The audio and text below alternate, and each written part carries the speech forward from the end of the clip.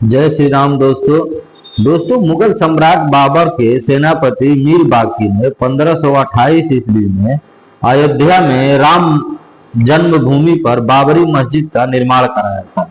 और इस मस्जिद का निर्माण एक प्राचीन मंदिर राजा रामचंद्र जी की मंदिर को तोड़ करके वहां पर एक मस्जिद का निर्माण कराया था। दोस्तों आज बात होगी राम मंदिर को से लेकर बाबरी मस्जिद तक। दोस्तों बाबर 1526 ईस्वी में भारत आया था और सबसे पहले बाबर ने दिल्ली की सल्तनत पर कब्जा किया था।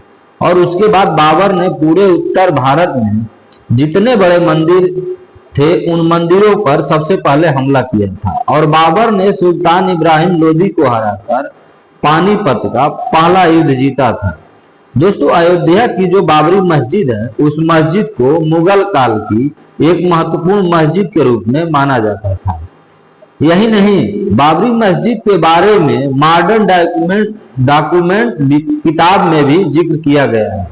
दोस्तों जब बाबरी मस्जिद को तोड़ा गया था तो पूरे देश भर में मुस्लिम समुदाय के लोगों में आक्रोश को भड़का दिया था। दोस्तों 6 दिसंबर 1992 को एक भारी भीड़ ने बाबरी मस्जिद को तोड़ दिया था।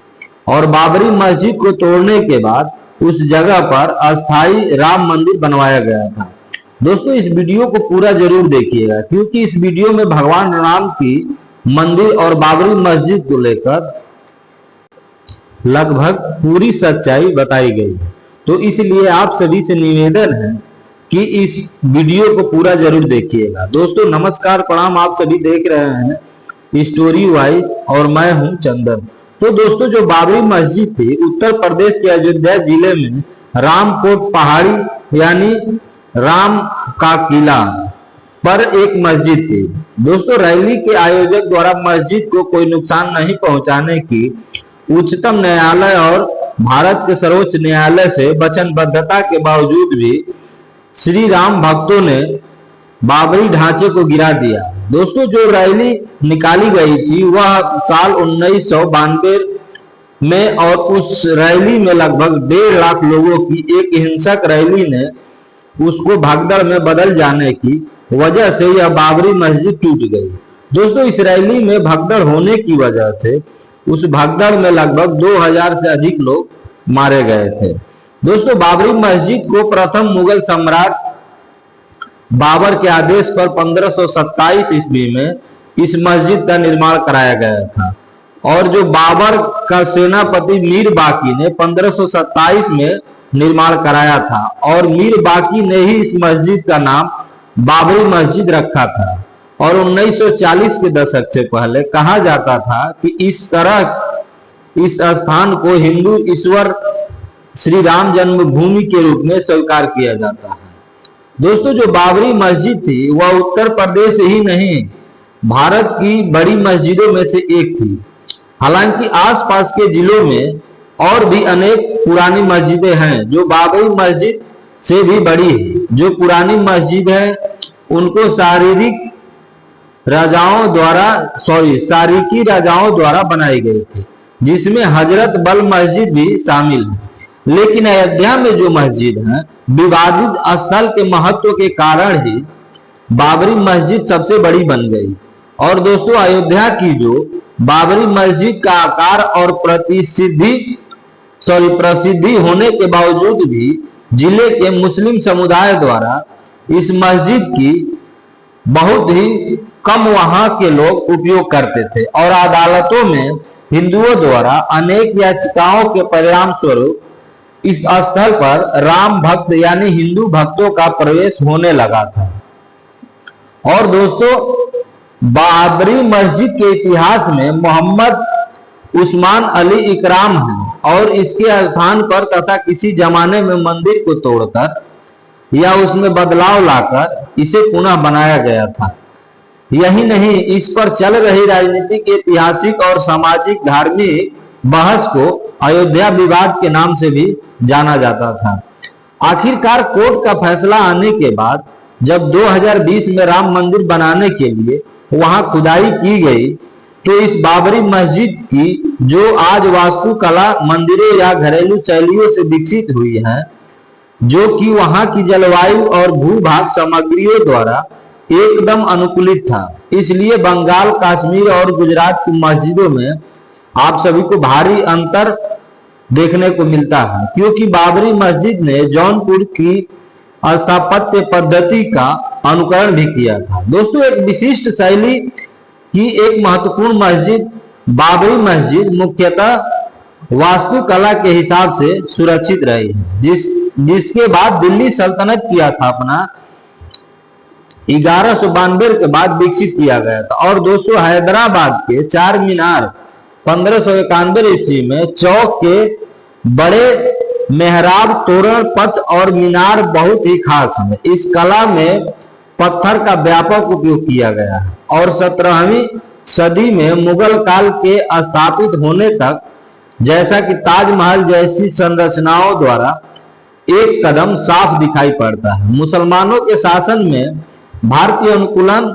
प्रतिबंधित होता है। दोस्तों, एक संलग्न आंगन के साथ परंपरागत हाइपोटास्टाइल योजनाओं पश्चिमी एशिया से आयात की गई थी, जो आमतौर पर नए क्षेत्रों में इस्लाम के प्रवेश के साथ जुड़ी हुई थी, लेकिन बाद में स्थानीय आबो हवा और जरूरत के हिसाब से अधिक योजनाओं के कारगर होने के कारण इसे त्याग दिया गया था। दोस्तों, बाबरी मस्जिद स्थानीय प्रभाव और पश्चिमी एशियाई शैली का एक मिश्रण थी और भारत में इस प्रकार की मस्जिदों के उदाहरण अगर देखा जाए तो आम है। दोस्तों, 3 गुंबदों के साथ बाबरी मस्जिद की भव्यता से रचना की गई थी और उन 3 गुंबदों में से एक गुंबद प्रमुख था और 2 गुंबद गौण था और यह 2 ऊंची दीवारों से पूरी तरह से घिरा हुआ था, जो ठीक एक दूसरे के समांतर में थी और एक कुएं के साथ एक बड़ा सा आंगन जुड़ा हुआ था और उस कुएं को उसके ठंडे व मीठे पानी की वजह से बहुत प्रचलित था। दोस्तों, गुंबददार संरचना के ऊंचे प्रवेश द्वार पर 2 शिलालेख यानी पत्थर पर कुछ लिखा हुआ था और जो पत्थर पर लिखा गया था वह फारसी भाषा में लिखा गया था, जो साफ साफ घोषित करता है कि बाबर के आदेश पर ही किसी मीर बाकी ने इस मस्जिद का निर्माण किया गया है। और बाबरी मस्जिद की दीवारें भौड़े सफेद रेतीले पत्थर के खंडों से बने हुए, जिनके आकार एकदम आयताकार की तरह है, जबकि मस्जिद का जो गुंबद था वह एकदम पतले और छोटे और पके हुए ईंटों के बने थे। इन दोनों गुंबदों को जब बनाई गई थी तो उसके ऊपर से दानेदार बालू के साथ मोटे चूने की लसदार मिश्रण से प्लास्टर किया गया था, क्योंकि तब सीमेंट नहीं था और इसी चून के लसदार मिश्रण से बनाया जाता था। दोस्तों, लॉर्ड विलियम वेंटिक लिखे थे कि वास्तुकार ग्राहम पिकफोर्ड के अनुसार बाबरी मस्जिद के मेहराब से एक आदमी अगर कानाफूसी से भी बात करता था तो उसके दूसरे छोर से 200 फीट यानी 60 मीटर दूर और मध्य आंगन की लंबाई और चौड़ाई से आसानी से सुना जा सकती थी। उनकी पुस्तक हिस्टोरिक स्ट्रक्चर ऑफ अवध यानी अयोध्या में उन्होंने मस्जिद की ध्वनि का उल्लेख किया है, जहां वे कहते हैं कि किसी 16वीं शताब्दी में इमारत में मंच से आवाज का फैलाव और प्रक्षेपण अत्यधिक विकसित है। दोस्तों, इस कारीगरी में ध्वनि का अद्भुत फैलाव है और यह बोलने और यहाँ पर बोलने वाला को चकित कर देता था कि आधुनिक वास्तुकारों ने इस ध्वनि को विशेषता के लिए मेहराब की दीवार में बड़ी खाली जगह और चारों ओर की दीवारों में अनेक खाली जगहों को श्रेय दिया जाता है। दोस्तों, जो अनुनादक परिपथ के रूप में काम करती है और इस डिजाइन ने मेहराब के वक्ता को सुनने में सबकी मदद भी करता है।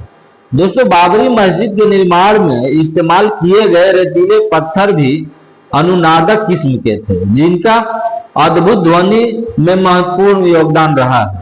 दोस्तों, बाबरी मस्जिद की तुगलकी शैली थी, वह अन्य स्वदेशी डिजाइन घटकों और तकनीकी के साथ एकीकृत हुई थी। और जैसे कि मेहराब, मेहराबी छत और गुम्बद जैसे इस्लामी वास्तु शिल्प तत्वों के आवरण में वातानुकूलित था और बाबरी मस्जिद की एक शांतिपूर्ण पर्यावरण नियंत्रण प्रणाली में ऊंची छतें, गुम्बद और 6 बड़ी जालीदार झरोखे शामिल रहे थे।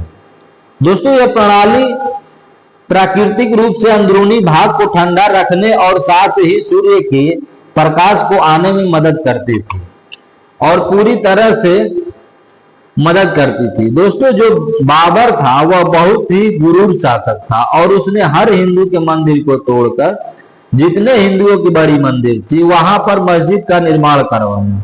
दोस्तों, अगर आप सभी को हमारी वीडियो अच्छी लगी है तो एक लाइक तो बनता है दोस्तों, और दोस्तों चैनल को भी जरूर सब्सक्राइब कीजिएगा ताकि जब भी कोई वीडियो डाले तो आपके पास तुरंत पहुंच जाए। बाकी दोस्तों, बाबर ने जो हिंदुओं की आस्था के साथ खिलवाड़ किया और हमारे भगवान राम की मंदिर को तोड़कर वहां पर अपने नाम से बाबरी मस्जिद बनवाया था और आज आखिरी में भगवान राम की मंदिर बन गई। इस पर आप सभी का क्या राय है, आप लोग कमेंट करके जरूर बताइएगा, क्योंकि आप सभी का एक एक कमेंट हमारे लिए बहुत महत्वपूर्ण है। बाकी दोस्तों, इस वीडियो को अपने दोस्तों रिश्तेदारों में शेयर करना बिल्कुल मत भूलिएगा। नमस्कार, प्रणाम, जय श्री राम, जय सनातनी।